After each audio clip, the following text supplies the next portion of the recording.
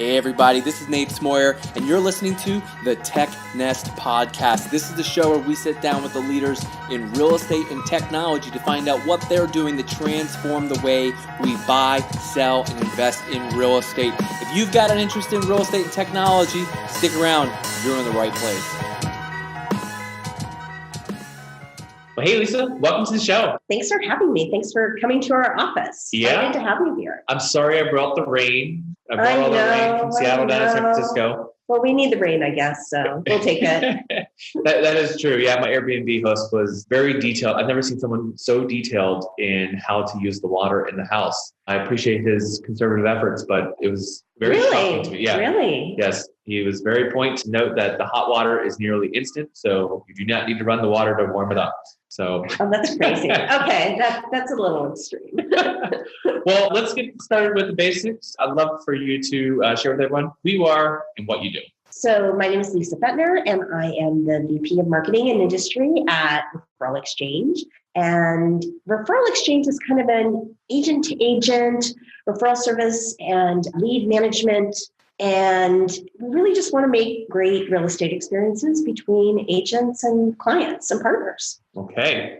Obviously, I've got a bunch of questions here, but starting with the most basic though, what is when you guys work in creating this referral network, what do you see as the big problem that you're attempting to solve? We now live in a global marketplace. I think when I was younger, I always tell the story about how I had a little bank account at the mall. That was my first savings account at the mall. And when I went away to college, I had to close that savings account because I never would have thought about bringing that account with me.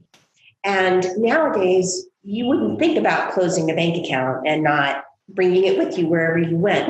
And I think the real estate industry has changed. And people expect their agents to be local experts, but also have access to other local experts all over the country. So as an agent, you not only have to be your subject matter expert for your market, but you also need to be able to help any friends, family members, colleagues, anyone in your sphere of influence who needs to find a real estate agent somewhere else. So the challenge then becomes, how do you find a good real estate agent in another part of the country who's really going to fit your client's specific needs? And that's a challenge that we help with. The other side of the business is that people can use the internet to try and find agents. So if you think about it, the average person might be going to the internet to find the top agent in one market and other agents in the next door town. And what you can often have is the same person filling out information requests on multiple websites, which then gets sold to multiple agents. And no one's ever qualified or checked to see exactly what this person is all about. Are they interested in buying a home? Are they interested in getting a comp for their home? What's their history? What's their story? And you potentially have a not so good lead being sent out to 10 or 12 agents. I read a story once about a client who listed their house as a for sale by owner and got 90 calls from different agents who had all through various sources found out about them as a for sale by owner. So as an agent, how do you manage this fire hose of leads, and how do you manage it so that you can find the real leads so that you can focus your efforts and time in the best way possible? So it's really crafting a great experience for the agents in finding the right agents for their clients, but also finding the right clients and the real clients for them. Yeah, I mean, I shared with you prior to the show my experience. Right. When I went to buy a house and, working with 6 different agents. And I'm pretty sure my landlord doesn't listen to this show, but my landlord was one of those agents. So, hey, stuff happens, small world, but it's okay. So I'm curious, and we'll touch on this a little bit here at the top, and then we'll get a little bit further into ReferralExchange. How did you end up at ReferralExchange, and why have you stuck around here? Like, what is it that drew you into this business? So I've always loved real estate. My first job out of college was actually working on the Century 21 advertising account way back when they wore gold coats. So shows you how old I am. And they weren't owned by Relocating. The agents still wore their gold coats and they weren't owned by Relocating. Okay. So that was really my first foray into the real estate industry. And working with the agents, I handled all the field and local marketing efforts for them. And it was really fun to learn about the real estate business. And then I ended up moving to Northern California from Southern California and ended up going into mortgage marketing. So my experience has primarily been in real estate and real estate financial services, and then just financial services in general. So when I heard about the job here, I thought, oh, this is really fun. I've worked in technology, I've done mortgage marketing, and now here's a chance to get back into real estate. But it's really been a combination of all my marketing skill sets on the financial services side, on the real estate side, and on the technology side. Yeah, and I'm sure that plays then a role. I mean, you can tap into those experiences. You know what the agents on the ground level, what their pain points are, what they're looking for, what the actual experiences is, and then even how that relates to the mortgage industry and where the buyer cycle is of, you know, whether they're lending first or they're talking to the realtor first and that kind of thing. Very cool. So walk me through here the basics, though, because we talked to the very surface level what the service is and the problem you're solving. How does it actually work? So if an agent wants to join ReferralExchange, how does it work for them? Okay, so when an agent joins the ReferralExchange, they have a couple of different options of what they want to do. So they join the service and they can either use it for their personal referrals. So they have a client who's moving cross country. They have a friend or family member who needs an agent. Maybe they don't want to help that friend or family member for a variety of reasons. We have agents who don't like working with their friends or family members, so they just refer out all their business. They want to keep peace in the family, and we all know how stressful it is to buy or sell a home. And so for the personal referrals, you can go ahead and submit a referral into the system. We will match it with the best 2 to 4 agents who fit their specific needs. The agent can be as involved in the process or uninvolved as they want to be. They can just stick it in and forget about it, and we will notify you at every point in the process. Or you can be really involved and handhold the client and work with the agents directly. So it's really up to you. So we solve that problem. I'm finding that local expert for anyone who needs it.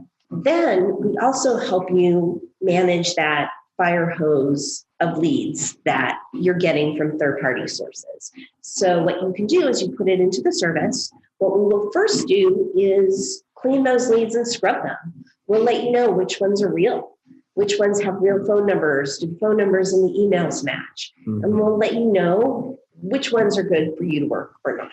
At that point, you really have a choice. You can either take those referrals back and work them yourself, or you can have us do it for you. And what we'll do is we will contact those referrals and then we'll live transfer them back to you when we get a hold of them. And then you have the option to either keep them or you can refer it out to our network if it's not the right fit for you. Does anyone just work the referral game? Like, do you see that there's some agents who maybe they just want to generate the leads, or they have this magical pull about them where, you know, just they constantly, you know, they just get the dream clients like, hey, you know anyone who would help me buy this house? And, oh yeah, I'm an agent, you know, let me get you. But is that possible that you could just work it as referral only and call it good? Or is this really agents are using this to really round out their business? I think most people are using it to supplement and round out and grow their business. However, we've seen a number of agents who have really significantly, I mean, it's not just rounding out, it's really ramping up and using the referral business to take themselves to a whole nother level because they really changed how they do business. So we have one agent in San Antonio now, and I showed you her account earlier. Now, granted, San Antonio tends to be a pretty mobile city. People are moving in and out of it all the time. Sure. But her clients know, and her friends know, and her friends of friends know that she's part of a network and she can help anyone find an agent. So she's been really good about communicating that message to anyone she knows. And she's also really good about asking for both sides of the business when someone comes through the door. So if they're moving to San Antonio, she will help them find an agent to list their house wherever they're moving from. Or if they're moving out of San Antonio, then she'll help them find an agent to buy another house. wherever they're moving to. So we were laughing about if you just do the basics, you can be a really great real estate agent. And I know that you just wrote about that the other day, but that's really the case. It's taking those basic tenets of how to service and support your clients and take good care of your clients and use it by being a referral expert and a referral source. Yeah. We also see agents who are starting to think about retirement, and maybe 5 years ago, they would have driven an hour to take care of a property, and they're just not going to do it anymore. So they'll refer it out and they'll take the referral fee. Well, yeah, I mean, because you have to drive out there a few times or you have to go out. I mean, that starts adding up. And, of course, give it to someone who's looking for a deal this month, really needs a deal. They're going to an hour drive, deal done. Exactly. I think the other way that we're using it is, I think agents are starting to realize that their contribution to the real estate industry nowadays is being the subject matter expert and taking care of their clients. And automation can really help with a lot of the other stuff. But the one thing that automation can't do is be that local expert, is really understand what the market's like, really understand the history of a house. When we bought our house 9 years ago, we were looking at different properties, and our agent took us to one house and she said, this house has been flipped 4 times in the last 6 years. What's going on with this house? Is it just a flipper house? It has a stop sign by the street. You can't really get that sixth sense or secret sauce from a Zillow page. So what I think we make it possible to do is let the agents focus on really where they can make the biggest contribution. If we can help them manage their leads and give them back those leads that are ready to transact and are ready for them to work, or we can help them easily find a great agent for their clients, then we enable them to focus on what they do best. And that's important. Yeah, I mean, you touched on a few things that are really important. I mean, obviously, number one, the test drive, so to speak, when you go walk a property. I mean, you're talking about, you're spending how little time in that house. Right. In just a micro segment of scenarios. You don't know how loud it is when school gets out. You don't know if the neighbor is terrible and is going to start throwing trash in your yard. I mean, there's all just kinds of crazy things that can happen, of course. I mean, that is the beauty of real estate. You never know what's going to happen or what you'll come across. And so you're right. If you have someone who's truly a local expert, they can say, hey, look, this is what the house used to look like, and here's what it looks like now. Right. Or, this is the history of this neighborhood, or, fill in the blank. And I think that is something that doesn't show up on a listing. Right. It's not in the description. You rarely will see someone say, hey, don't buy this house, and here's the reasons why. I think there was something that went viral that was like that. Oh, that's so funny. Not that long ago, but I can't remember what it was. But, I think you're right. I mean, enabling the agent to really provide exceptional service is the value prop that I think, leading agents now see. Hey, we can automate sending the client listings. Well, I mean, that's great. I mean, there's 1,000,001 apps for them to go out and choose. Right. If you're going to provide that too, awesome, because they're going to get the info anyway. Right. So, leverage that so that you can provide greater service. And I think that's a high value proposition, I believe. From the site, I pulled this directly from your site, actually. And I thought this was kind of an interesting quote. And then I want to talk about it because I think this also relates to, agents leveraging your platform to be better agents. So it says, focus on building relationships and growing your business. ReferralExchange has 3 times the closing average compared to industry standards. So let's unpack that a little bit. Focus on building relationships and growing your business. We kind of just talking about that. But then the 3-time closing average. So can you talk about the average close rates of some of the referral leads that come through ReferralExchange? And I think you mentioned that there's 2 different real types of referrals that come through. And what should agents expect if they're, using your service to see as a close rate? Right. So for the personal referrals, not someone who actually knows who you are, who recognizes your name. Either you're helping them sell their property, or you helped them sell their property at one point. You've been speaking with them and that you just find out that you're just not the right fit. Those have a pretty high closing rate. Those have anywhere from a 60 to 80% closing rate, depending on the situation. We've had deals that have closed in a week and a half from the time they came onto the site to when it was closed. So it really just depends, but those close at a much higher rate. And then for the raw leads or third-party leads, those do close at a much lower rate. But what we can do is help you identify which ones are the best prospects for you before you expend a lot of work. So you're working to proactively make sure that not only agents are getting the leads, but that leads that do come in that are looking for someone to service them, you're trying to make sure that, hey, we get you the right agent. That is right. So, and you mentioned whether the notes on the referral may be first time buyer. Right. Or it could be first time seller, and those are the first, especially first times, you oftentimes just don't even know what you don't know. Right. Despite what you may think you know. Exactly. You don't know the questions to ask because you just don't know. It's really, think like eHarmony or Match.com of agent client dealing is often how I will describe it. You don't want to give an agent. That's how we should line up people. We should do speed dating for first time buyers and agents. Exactly. I mean, you don't want to give a first time buyer to an agent who specializes in listing properties for move up buyers. If it's a $250,000 first time buyer, you don't want to give them an agent that specializes in $800,000 listings. Even if they're the top agent in their market, that's not going to be the right agent for that client.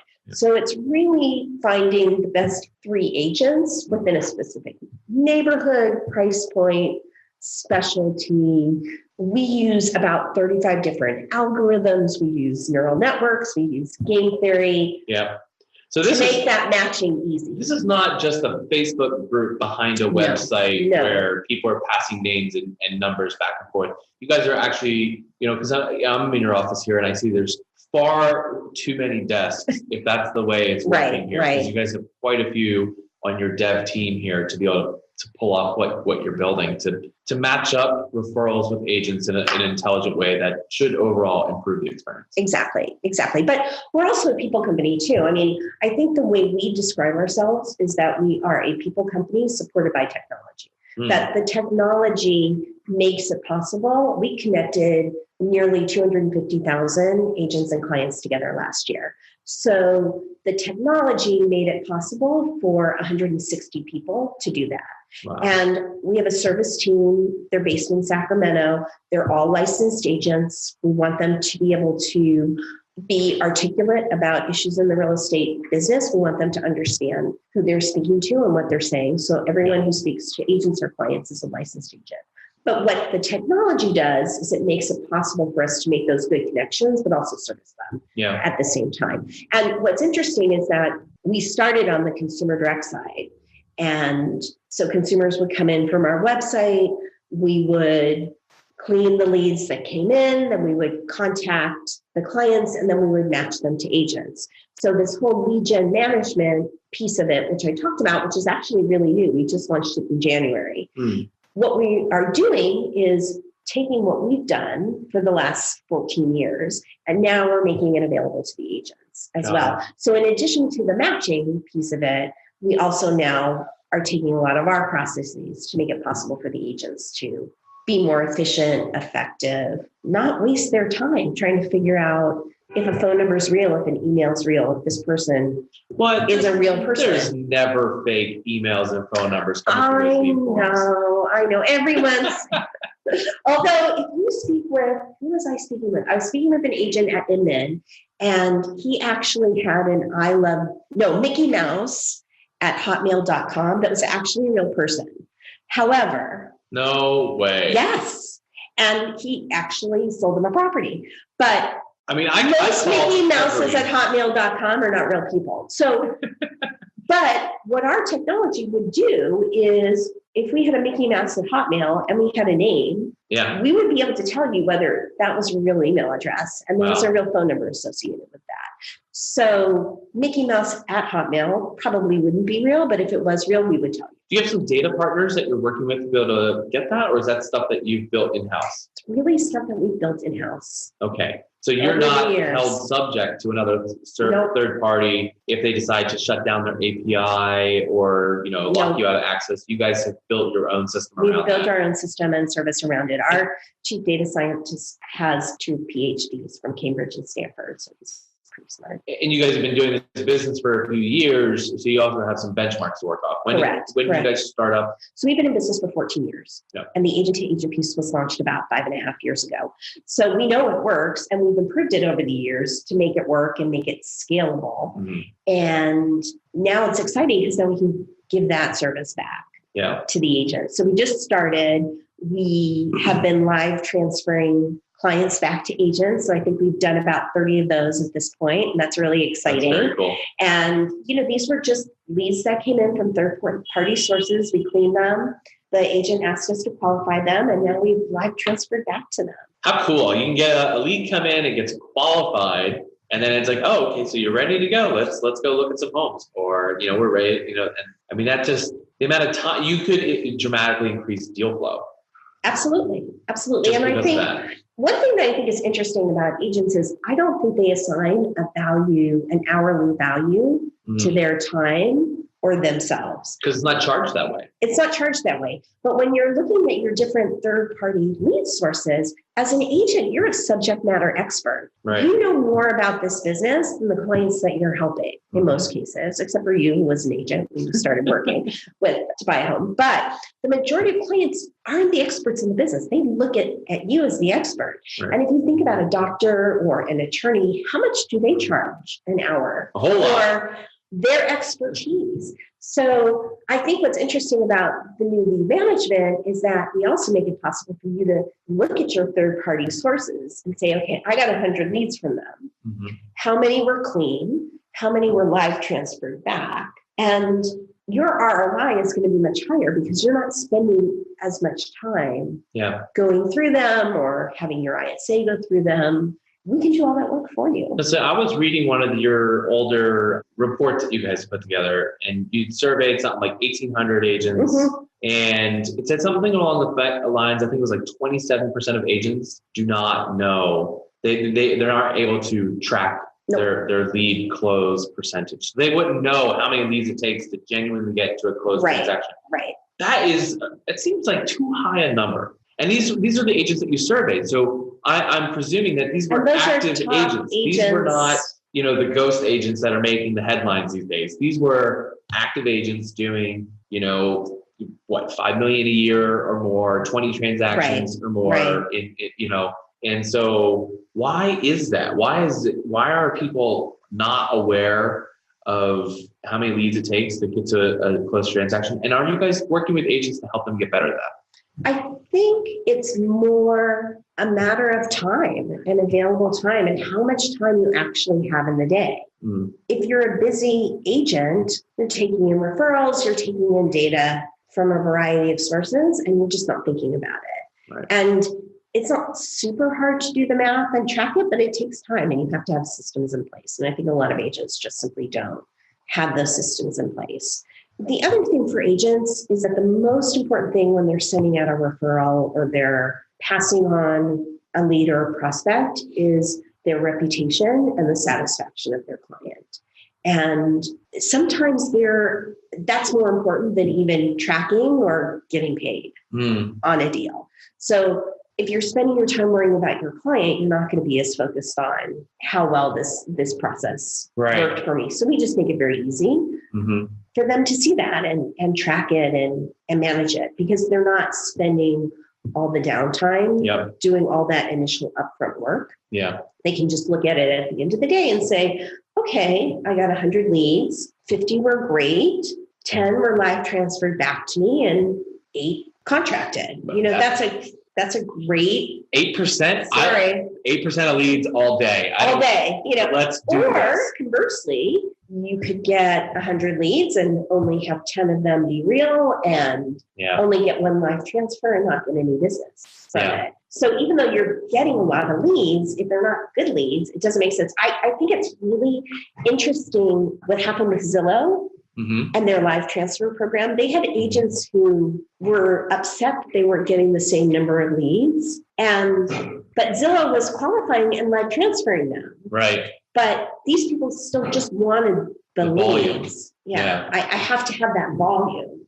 I would rather have fewer leads that are going to transact and save the time to provide. Yeah. There's a certain paranoia that could certainly creep in, that you're like, phone's not ringing.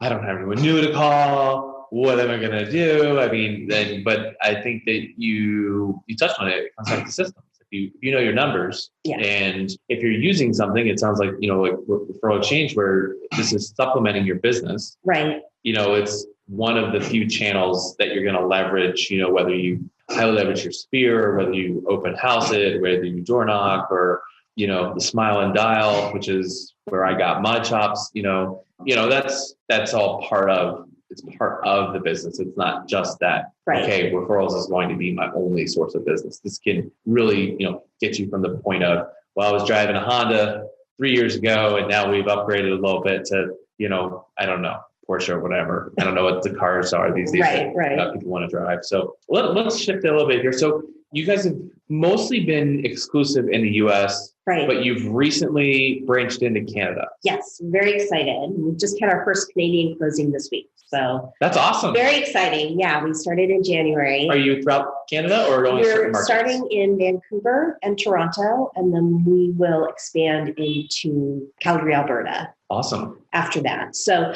we're going slowly, but we've always been able to take Canadian and global clients who are moving to the US, and we've always been able to support them, but we haven't been able to go the other way around. So we're excited to now be able to support the Canadian business.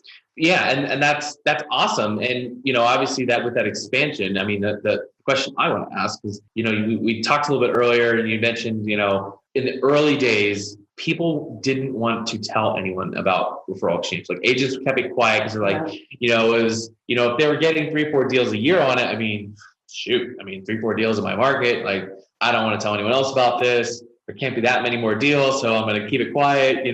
And so you said it was kind of like a secret society. Yeah, find out people were members and didn't know other people were members. But what would you attribute? You guys had really explosive growth the last few years. What's driving that? A variety of factors. So we hand recruit every single agent in our network who receives referrals. So you can't just sign up and say, I want to get referrals from you. You can sign up to submit your own referral business, but you cannot get referrals from us unless you meet certain criteria and need agents in a specific market. We currently cover 100% of the US. We have agents everywhere. We work with over 25,000 active agents in our network. And we probably have about 100,000 agents who have not worked out with our business. Managing an online lead or prospect is not something that every agent loves to do, wants to do, or is good at. So we use a variety of factors with those agents who do get referrals from us. They have to have closed a certain amount of deals. They have to specialize in a certain area. We look for agents with special skills, languages, focus on certain property types. And it really depends on the market. In New York, your trading radius might be one building. Whereas in Montana, it might be someone who's willing to drive 100 miles, and that's their trading base. So it really depends on the agents and the market. So we will hand recruit you to get referrals from us. And we try to pre-qualify the referrals before we send them out. So agents have always loved getting them. But from the sending side, and that's certainly something that most agents don't do enough of, anyone can join that. And I think you need to look at your business and do an analysis. And we have a couple of analysis, different worksheets on our website in the resources section. And we've done a whole bunch of webinars that people can watch to help you kind of assess your business and find greater referral opportunities. Most of the agents who are really successfully submitting referrals to us are not doing anything that's magic. They're just working their sphere of influence. They're asking their clients if they can help with the other side of the business. Everyone who they know knows that they're a real estate agent and they're part of a network who can help them find an agent should they have any needs. Our agent in San Antonio has friends of friends of friends who know that they can call her, even if they're not in San Antonio, and she will help them find an agent. So it's really just looking at your business and trying to figure out how you can grow it. And especially in this market, as our market is shifting and changing nowadays, those quick and easy deals are not going to be happening so much anymore. Yeah, I think. And you need to look to the business that you have and how you can expand from there. Definitely the speed of business has dramatically picked up, and that's changed expectations on both sides. And you're right. Quick and easy may be a challenge if the market shifts a little bit and buyers slow and prices, they're not coming down. I think everyone agrees they're not, or at least right now, they're not coming down. It's just the rate of appreciation is slowing. Yes. And that is tough for everyone to adjust to. We've all gotten used to, 8 to 15% annual appreciation, which would be awesome. We'd all be millionaires in 10 years if that was the case. We'd also all be spending a lot more money on our homes too. But yeah, so how many agents are on the platform now? So we currently have about 25,000 agents who we see. And then through various incentive partnerships and through the submitting side, we probably have over 100,000 agents who are actively using the service in one form or another. Yeah. And then how many deals does that work out to about per year that you're helping close? We helped connect 250,000 people together. So we had 250,000 real connections made. Now, not all of them necessarily transacted or have transacted yet. Of course. We find that there's like a 6 to 9 month lag. I mean, some of the deals will close in 2 weeks, as I said, and some will take a year. Yeah. It just kind of depends on where they are in their journey. Yeah. And especially if they've been wanting to buy, but maybe credit repair, if it's continuing on a job move that's coming up in 6 months. They have to fix up the property. Yep. They're just not ready. We had one agent in Hawaii, and it was really fun. We gave him the referral, and he spoke with the client. She said, "I'm not ready yet." So he just put on a drip campaign. Oh. That was it, just a drip campaign. And then 11 months later, she called him, and she said, "You were the only one who kept in touch. I'm ready." Yeah, I mean, talk about automation, solving issues. Like, you're staying present. You're not the pushy salesperson. We talked about this, email marketing really works, to follow up and stay on top of people. And, like you said, it's automated, but it's still delivering value. Maybe it's showing listings in their area. Right. Your contact information is front and center. If it's once or twice a month, it's not invasive. It's not annoying. Right. And, it can be informative. And that's a pretty simple thing. And they were ready to go. I mean, at the same time, we also had another agent who we just closed with. And he said, "I'm happy to pay this referral fee. This actually turned out to be a client whose house I sold to them 10 years ago." Look at that. Now, I'm so excited we gave him back his client, but wouldn't it have been awesome if he had them on a drip campaign once a year and that client had called him first? You got to send those birthday cards. Happy house anniversary. Or something. Our agent, when we bought our first house, actually our second house in the Bay Area, she had this great flyer that, and this is, again, I'm old, so this is kind of before the days of easy things to find on the computers and Yelp and stuff like that. But she gave a flyer of pediatricians in the area and good restaurants. And she had the flyer set up so depending on what you were, so we had young kids. Yep. So we got the young kid version of the flyer. Yep. And every year she would send us a card with an updated version of that flyer. I mean, that flyer was on my refrigerator for probably about 10 years, just because she would just keep sending an updated version. Yeah. And it was just a simple little once a year thing. So 7 years later, when it was time to sell and buy another home, we called her. Boom. There it is. Easy. And there she was.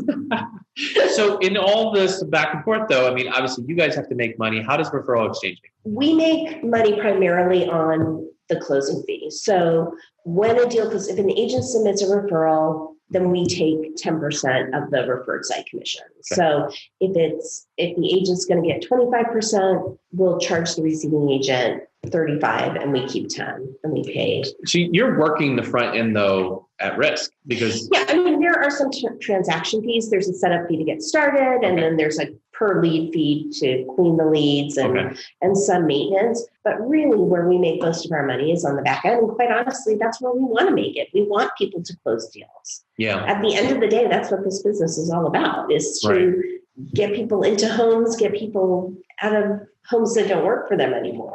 This is a conversation I have with vendors in the space often. And when, sometimes you'll see the pitch and it says, put together really pretty graphs, or, have better marketing, or, do social media that you'd be proud of. And at the end of the day, that's all cool and fine and dandy, but none of that, it doesn't always lead to a result. Right. And at the end of the day, if it's not getting to the result, you clearly haven't delivered a better experience for the consumer, because that's the whole point. They're trying to buy or sell a house. And if you're not getting the closings, I mean, why bother doing those things? I mean, staying focused on results, producing activities. So I think that, I think that just shows that you guys are committed into this, because obviously if the deals aren't closing, you're not staying solvent. Right. I mean, we do charge a monthly fee. We do charge a setup fee, and we do it, but it's primarily to cover our costs of actually doing the work. Sure. But at the end of the day, what we really want to do is get to that closing, is help you close deals. And one thing that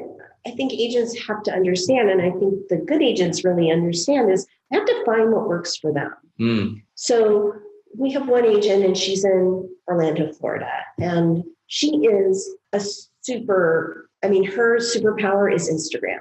Okay. And she has built her business, and she's been able to upsize her average listing price and sales price because of her Instagram skills. But she is laser focused on Instagram. She doesn't do Facebook. She doesn't do Snapchat. That's so smart. It doesn't work for her, but Instagram has worked great for her. So she really focuses on that.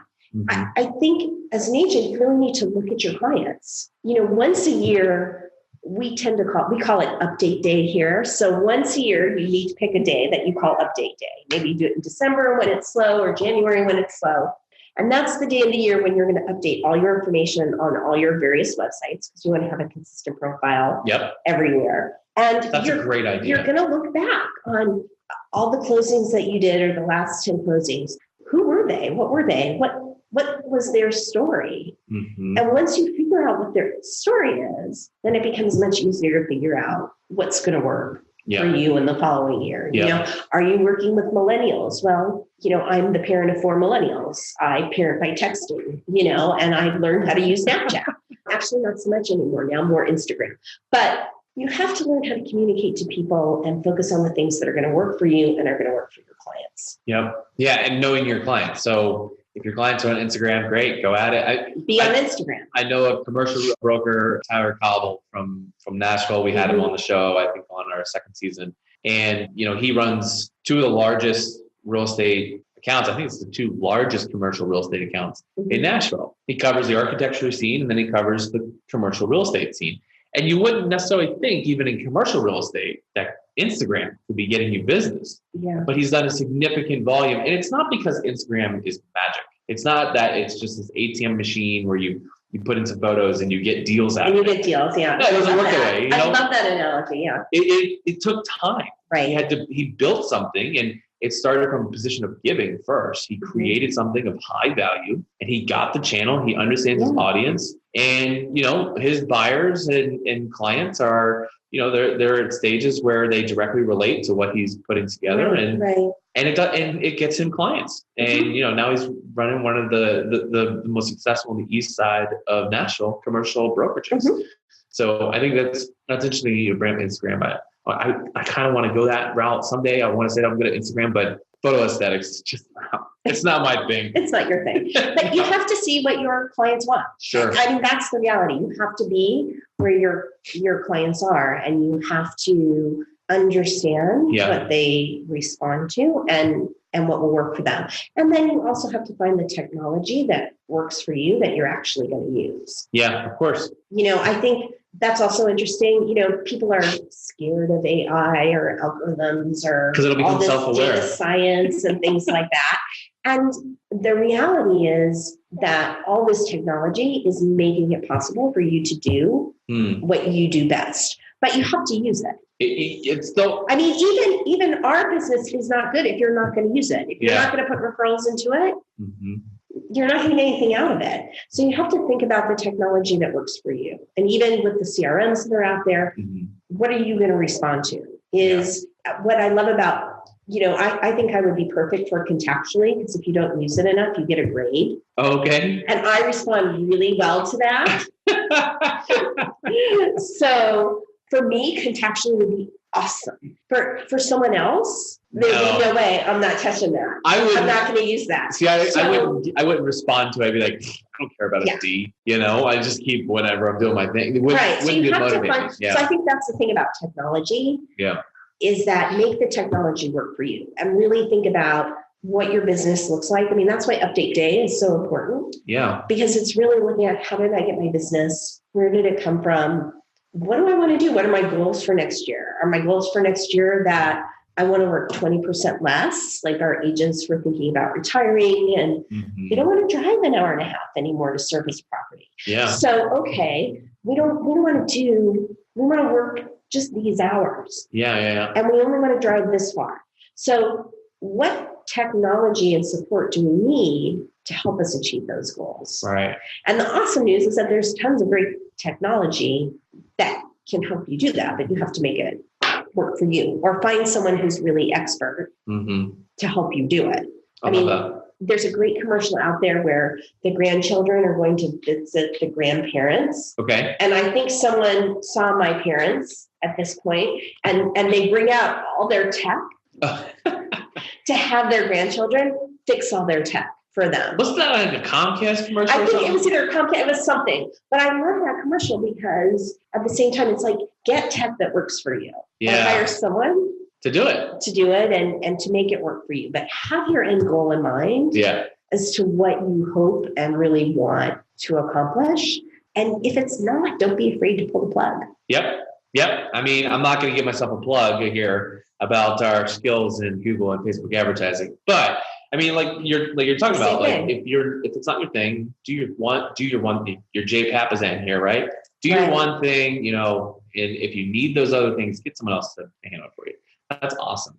I want to shift a little bit here. Okay. We're talking a little bit about money. We're talking about all this tech. We can't avoid the topic of the amount of money coming into real estate tech. Yeah. Every single week, we're seeing the amount of deals that are being struck. There's new partnerships. There's exclusivities with certain brokerages and firms, and everyone's working on their tech stack. And I had a chance to visit a company 2 days ago. I can't say who, and I can't say what I saw, and I'm not even allowed to say of what they're building. But I will say, for agents, I thought was awesome and could really change how agents even think about building their business. But they've got a good amount of money coming behind them to be able to pull this off. And, they're already quietly doing quite a bit. So why do you think, though, and I want to get your opinion on this, so why do you think so much money is being poured into the real estate tech side? Because the real estate is the valuable asset. It's a broad consumer market.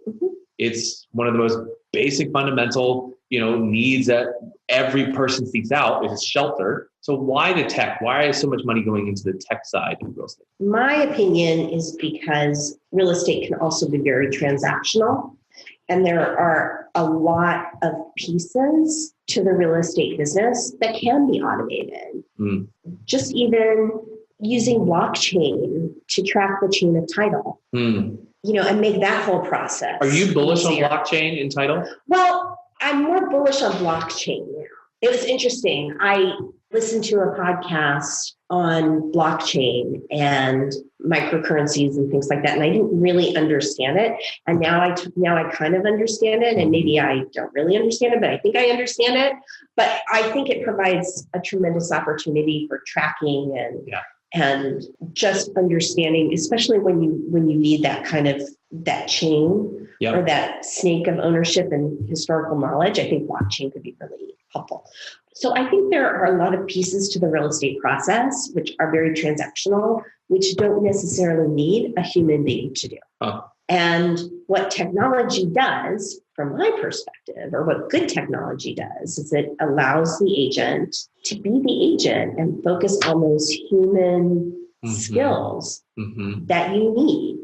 We were talking, I used our service because my great uncle at the age of 97 passed away, lived an amazing life, and had a really expensive property in Boston and Beacon Hill. And my niece, who had never bought or sold a property before in her life, was handling the sale of this property. Right. Which was a tricky property to sell because it hadn't been updated. So she didn't get badgered with letters from probate hunting real estate investors at all for that property. No, because it never even got that far because it sold so quickly. But we were able to find her a really good agent. Yeah. Who really understood her concerns and her needs. And she's one of those people who really wants to understand things. Yeah. So she asked him thousands of questions. And then she would turn around and call me and ask thousands of questions to make sure what he was telling her was true. But she really needed the agent to use his expertise about the market and about what they should do to the house. I mean, the house was a gut job. The people who purchased it actually have torn it down to the studs and are completely reconfiguring the property. But she needed him to explain to her why he was pricing it the way he was, why he wasn't pricing it at another price if that was what the comps were saying. You know, what was it about this property? But his expertise in that market made it possible for him to do a really great job for her. And because he did a great job for her, she will now recommend to anybody in the building to use that agent because he did such a great job for her. So now he has anyone else in that building who's thinking about buying or selling their property to know that this agent did a great job and helped. They have the systems in place to take the time to service a client, to make sure they can spend time with the client. And he was able to use automation and technology to figure out what the asking price should be, whether he used Box Brownie to virtually stage the property. I keep hearing it is such a cool. People love them cool. so much. Yeah. So he used Box Brownie to virtually stage the property so people could get an idea of what it could look like. Right. There's a lot of ways that technology can just make you better at your job. So use technology, agents need to use technology to make them more effective. Yep. And do the things that they love and are passionate about doing, and let the technology do the stuff that they don't like to do. I mean, I think most agents got into this business because they love helping people buy and sell homes. They love real estate. They love, you get endorphins and energy and positive feelings when you help someone buy their first house or sell their second house or make a transaction really easy and smooth. And there's so much stuff to do now with the check. When we bought our first house, I think we had to fill out like 2 pieces of paper. That's it? Yeah. I mean, as I said, I'm old. Books. I'm old. He's like books now. But when we bought our last house, I mean, literally, I think it was a 6-inch stack of paper. Yeah. That we had to sign. So. And you get 30 minutes to read it all. Yeah, exactly. So, I think technology can make it possible to kind of find that love of real estate again and love of the transaction because you don't have to. There's so many tools to make it easy for you to not have to do the stuff that makes you crazy. You talk about the endorphins. It just makes me think back to my first transaction. Like I felt like I was going to throw up for 2 days. I was like, well, I did something wrong. Something's wrong. I know it. Like, but the rush, you're right. I mean, and then, that client, my first client, we're friends on Facebook now. And, I see all the posts of their new house that they're in the house that they sold, and they're glad they got out of it. Right. And they were just posting photos of all the snowstorms. And honestly, I'm not servicing real estate buyers and sellers these days. But that client, we keep in touch, and it's just really satisfying every time I see them post a photo at their house and they're just loving where they're at because they were, bumped up against a highway and now they're in the county and they're in retirement stage and they're just so glad that I cold called them and said, would you like to know what your house may be worth? And so it's a really great feeling. And so I love your approach on that. We're going to shift here. We're going to move into the 2 segments at the bottom of the show. This one's my favorite because we get to put you in the hot seat a little bit. We're going to play a game called For the Future. So For the Future is a segment where I get to ask you 4 questions. Okay. And have you give your best predictions. Okay. You ready to play? Yes, I'm ready to play. All right. First one's easy. Number 1, what does ReferralExchange look like 1 year from now? We're going to have even more cool and fun tools to help you manage that fire flows of your third-party leads. All right. And have more fun with your real estate transactions. More fun. All right. Question number 2. What will the housing market look like 1 year from now? I believe we're in a period of settling. I don't think the housing market's going to tank. I don't think they're predicting doom and gloom. Mm-hmm. But I think those sort of easy days of house being on the MLS for an hour or not even making it to the MLS. Or, hey, don't worry about putting a sign in the yard. It's going to be gone. Exactly. I'm not sure those days will still be around. I think in certain markets it might. Yeah. Just depends on the inventory, but interest rates have gone up. Mm-hmm. And there's more inventory. I just think we're settling. We say gone up, but we're still sub 5%. Yeah. And historically. I mean, my first house again, I think we had a 10% interest rate for our first house, for our $147,000 house in Southern California when we bought it. Right. But so I'm less than sympathetic to people who complain about their 3% interest rates. But I think we're just going to see a settling in the market. Yeah. We're not going to see it tank. People still need to buy and sell homes. But you're not going to see the craziness that we've seen in the last few years. Well, that's a perfect transition into question number 3, which is, when will the next big boom or bust happen in real estate? I would hope never. Oh, okay. Not even for the boom. Do tell. Well, I would hope that we've learned some of our lessons from the past and people are smarter about the transactions that they're doing. And I want to hope that it's going to stay a little bit more even, mainly because I have 4 children who are all getting into the point where they're going to buy or sell a home at some point. And they'll be coming to you for that one-time tax-free gift? Yes. And I would love for them to be able to buy a home. First. It's a lot harder to buy a home nowadays. Sure is. Than when we bought our home 30 Don't they just want to all move ago. in together, buy a fourplex and call it good? Well, they say that multifamily, multi-generational properties are the new hot thing in a lot of markets. Yep. That is common with some Canadian families up in the Northwest. You find that happening. Yep. Yeah. And it's becoming more popular in the U.S. It's very popular around the world. Yeah. And that's what's different about the U.S. from around the world. Right. And so as we continue to be a country of immigrants, you're going to be faced with that of people expect to be able to go buy. Yeah. I think they're going to be, I would be hopeful that there's not a boom or bust, but I think we're going to start seeing in the next few years are different ways to buy and sell homes. Yeah. Buying a property completely furnished might become a thing. I would love that. As a bachelor, I always lived in a fully furnished house. Instead of, buying a home and having to furnish it, buying a home that's completely turnkey that you just move in with your suitcase. Deal. I think might become popular. Sign me up. I think different ways to purchase properties where you have crowdsource or everybody buys a partial or a micro interest. Fractional ownership. Yeah, that's the official term. So I think we're going to start seeing creative and new and different ways for people to get into properties and have ownership. That idea of having to save up a 20% down payment, I think is going to be different. Interesting. Move on to question 4 here. And what's one thing you believe will dramatically change or fade away in real estate as a result of technological advances? I think what I just answered before, the fractional ownership and the traditional way of buying or selling a home.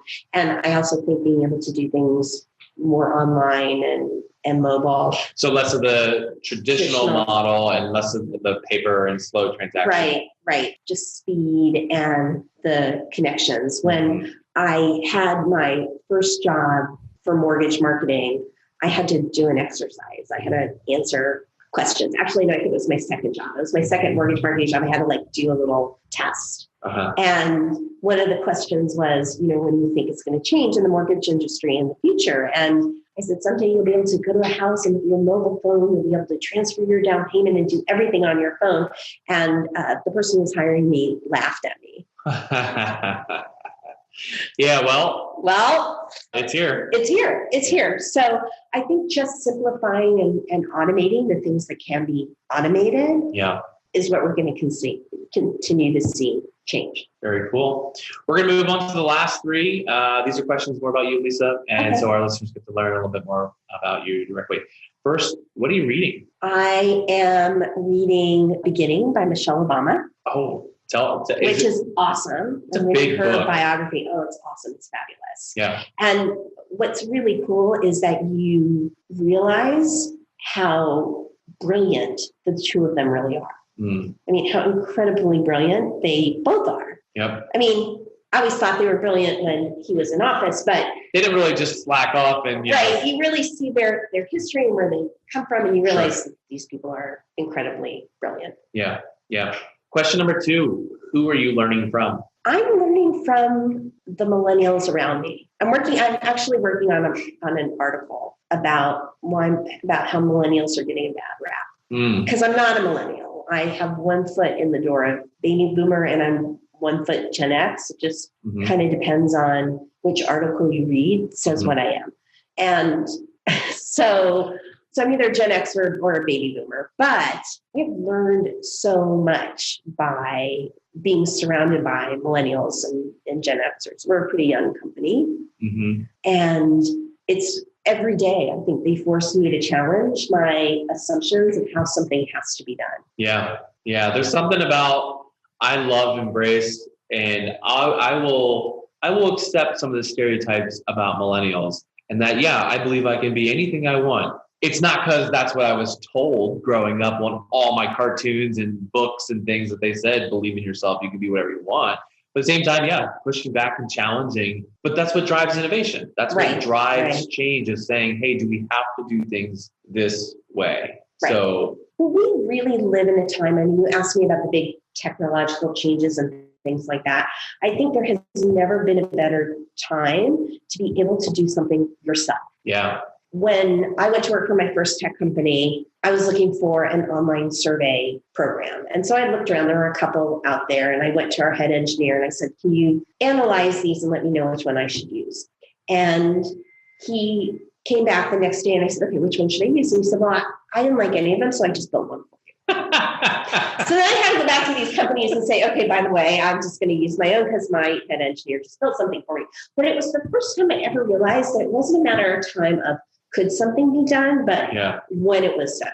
And I think what's so interesting about the time that we live in now, it's not that it's easy for someone to start their own company, but it's really possible for someone to start their own company and do it themselves and get funding. You don't need all the hard-coded individual actual paper and tools that we used to need. You can do it online, and there's technology that makes it easier. Yeah.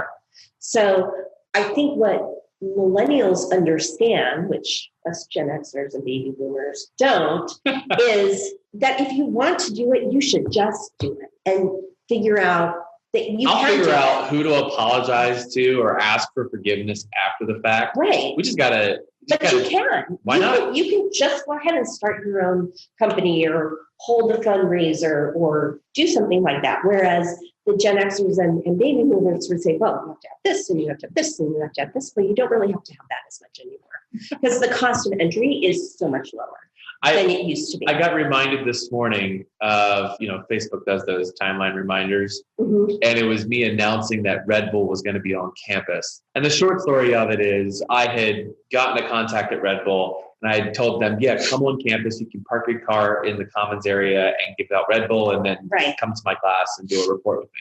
And when my marketing professor found out that I had given them permission, she's like, well, you haven't talked to maintenance, you haven't scheduled this. I was like, pump the brakes. Red Bull's coming to campus. Why would you say no? Yeah. Like, we're bringing them on. I will remove the poles enabling them to drive on campus if I have to. Right. So I get it. That's great. Let's get to the final one here. What inspires you, or how do you stay inspired? I think just learning and seeing how this industry has changed. And actually, no, what really inspires me are the agents we work with. I mean, being an agent is really hard. True. Reality TV sometimes can make it look easy. That they're just driving their convertible, show up, show a home, and sign a contract. And I'm not sure that you really get the true perspective of how hard those agents really work. 24/7 hours, 24/7, every single hour of the day. Have you read Ryan Serhant's book? I haven't yet. That's my next book when I'm done with Michelle Obama book. It's phenomenal storytelling, but man, does he illustrate just how ridiculously hard it is to get started, especially. Yeah. And for the agents who are on their own, really a huge portion of the day and have to make a success of themselves. And plow through those tough transactions, deal with those difficult clients, take those, phone calls where we had a situation where one of our agents called frantically because their clients were getting on a plane. They were in Chicago, the clients were moving back to the East Coast, and they had seen a house they wanted. So they called their agent. They said, there's a house we want to see where we're moving to. Can you find an agent for us? And, we'll be there in 4 hours. Can you just have somebody meet us at the airport and take us? So they hung up the phone and they called us, and we found an agent to meet them at the airport and take them to show them homes. That is awesome. So we made it much easier. We made them the hero, but it's hard to just be doing the work and pounding the pavement every day. And see, in the ideal scenario, deals. if that was the only thing you had to do that day, that's fine. That's fine. But the truth is, you have an inspection response. You're Right. waiting for someone to show up, and you're at the house. You had a client that was also closed that day, and something happened with the lender, and you don't have info, and your client's calling you. I mean, Right. That's what's really happening in between here. So I see where you guys fit in. I mean, it makes a lot of sense. It enables the agent to stay being the agent. Right. So I would say that they probably are the ones who inspire me. That's very cool. Lisa, this has been great. I think that what you guys are doing is pretty cool. And before we sign off the show, I want to give you the opportunity, if people want to connect with you or they want to learn more about Referral Exchange, where do they go and how do they do that? Well, they can either email me, and I have a very hard email address. It's just lisa@referralexchange.com. The benefit of being employee number 31, I think. You get a first name email. I get a first name email. Also, Lisa's not super popular nowadays. Or they can just go to our website and just sign up for more information, and we'll give you a call and get you started. It's really easy. ReferralExchange.com. Perfect. Well, thank you so much. We'll definitely link up next time I'm back in town. Yeah, come up to Seattle. I think there's a few conferences up that way this year. I think NAR is going to be up that way this year. NAR's in San Francisco, so you're going to have to come down to us. Okay, well, there's that. I was wrong. But yeah, I'm sure we'll link up again and we'll check in and see how things are going. And congrats on the move into Canada. Hope that continues going well. Thanks so much. Take care. All right, see you. Thanks. Well, that's it for today. Thanks so much for listening to the TechNest podcast. Hey, don't forget you can get on the email list so you never miss an upcoming episode. That's technest.io. That's TECHNEST.io. Get on the email list. Go to the App Store, whether you found us on iTunes, Stitcher, SoundCloud, wherever you found us. Leave us a 5-star review and share it with your friends. And if you've got a guest or someone that you'd like to recommend, or if you think that you'd be a great guest on the show, hey, send me an email, nate@realteampanda.com. That's nate@realteampanda.com. See you guys later.